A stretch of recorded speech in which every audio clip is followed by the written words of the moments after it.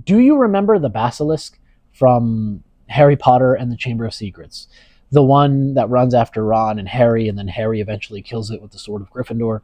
Well, you might not have heard of another basilisk. It's called the Roku's basilisk. It's a thought experiment in AI, which says that if you don't work towards establishing super intelligence, ASI, then eventually what's going to happen is it's going to inevitably get created, and then it's going to come back and punish you because you didn't help in its creation. This might sound absurd, but there are real people, including Elon Musk and other technologists, who do believe in this absurd idea. The reason why it seems absurd to us is because it seems to suggest that the AI would have some sort of sentience, some sort of desire and will, some intentionality behind doing what it wants to do, and it's going to come back and get you. And so it brings to the question, what is sentience? What does it mean to be human, right? And to be sentient. And it goes to ask the question once again, what is AI? What are humans? So last video, I talked a little bit about the idea that AIs are great pattern recognizers and pattern continuers, meaning that a AI is really good at telling you what comes next in a sequence, right? Because it's been trained on human data. Now, whenever AI attempts to be creative or seemingly creative, it is really just putting together ideas and thoughts in a way that seems to suggest some sort of originality, some sort of novelty. But that's not the way human beings operate, right? Human beings imagine, we dream, right? We have desires that we want to bring and purpose that we want to bring into the world. And AI doesn't drive itself through some purpose, some existential meaning. Its only goal is to do what it's been asked to do. Now, human beings aren't like this. Human beings are driven by something internal, right? Something that we call the soul.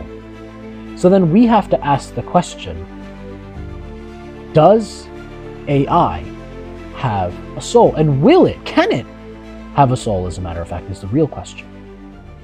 So last year, I watched a show called Pluto. It's based off of a manga by Naoki Urasawa. If you've ever seen Monster or read Monster, it's by the same mangaka. Well, the show, it did pretty well. It was adapted on Netflix, and it was directed well. The voice actors were pretty good.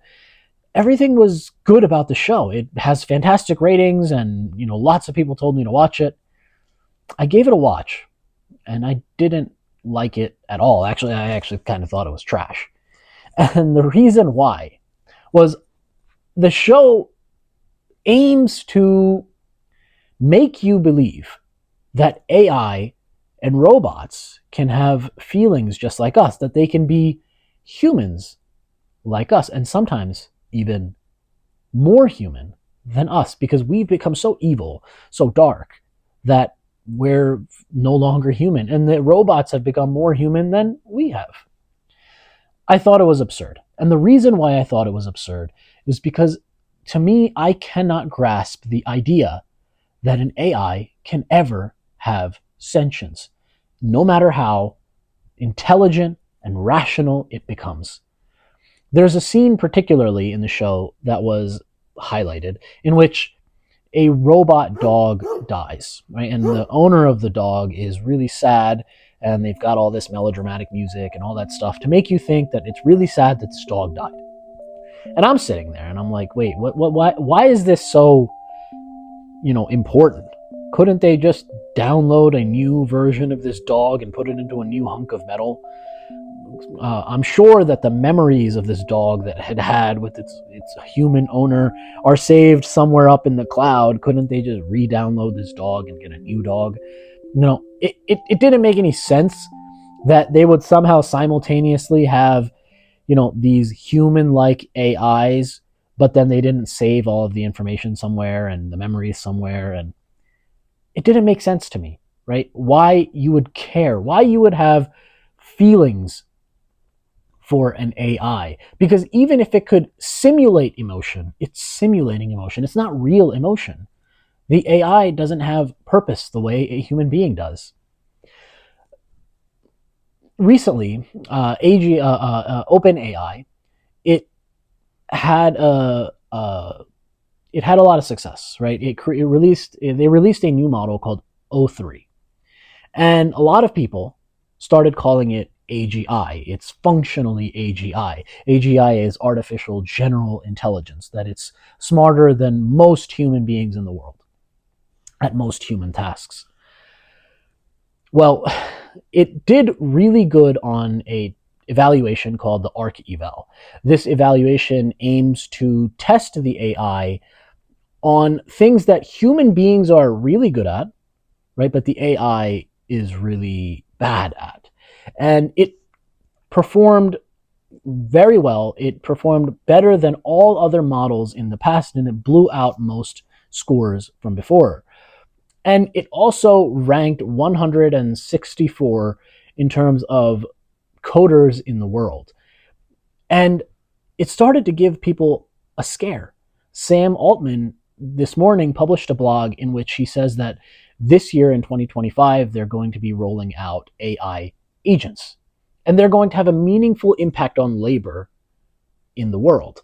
And in addition to this, they're now on the path to real AGI, and they know how to accomplish it. And now they want to go to the next step, which is a SI, artificial superintelligence.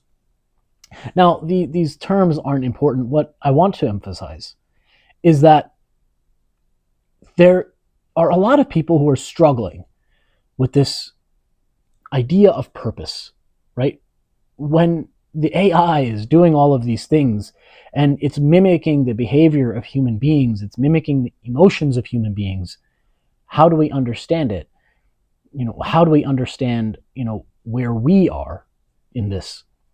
Because a lot of people are going to start asking the question, what does it even mean to be human being now, right? If the AI can do all of these things. Well, I'd like to recall another film that I really liked, unlike Pluto. Most of you have probably seen it. It's iRobot, right, with Will Smith. And that's perhaps my favorite AI film, because in it, Spooner, the detective, he talks about this incident that he has with the robot. And I relate to Spooner a lot as a character. Spooner says, he was drowning. He was in a car accident and he was drowning. And there was another car, and in that car was a little girl. She was 12 years old.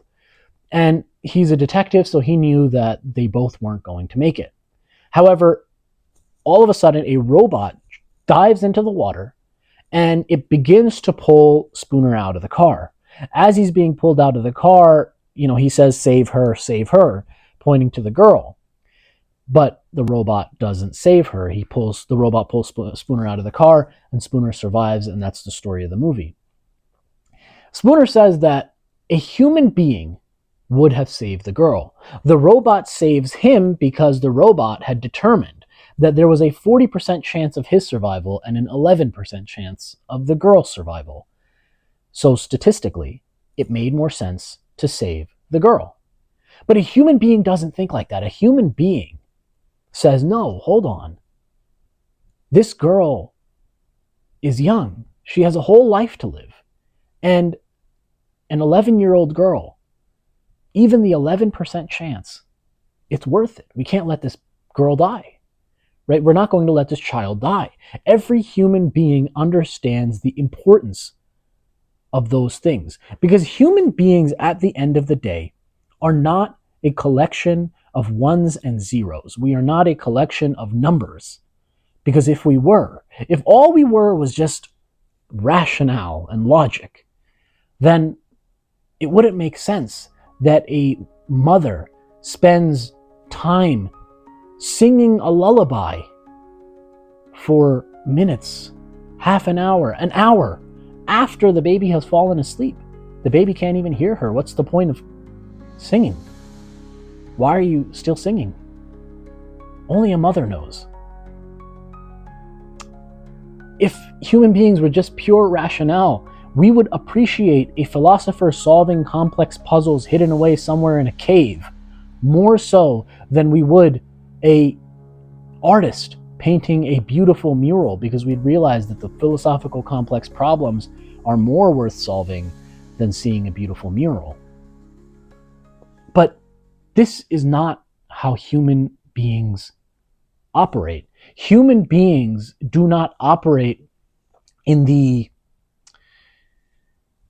measurable, in the tangible. Rather, human beings are special because we operate within the intangible.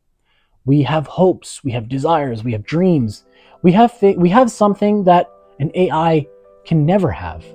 Right? An AI is cold, calculated, measured. An AI doesn't operate in the intangible. Right? It operates in the intangible. The tangible. Human beings are full of hope, beauty, and they derive this creativity, this originality, from a special place that many of us call the soul. And so we ask once again the question, does AI, or rather, can AI have a soul? The answer to that question, I leave to you. Take care.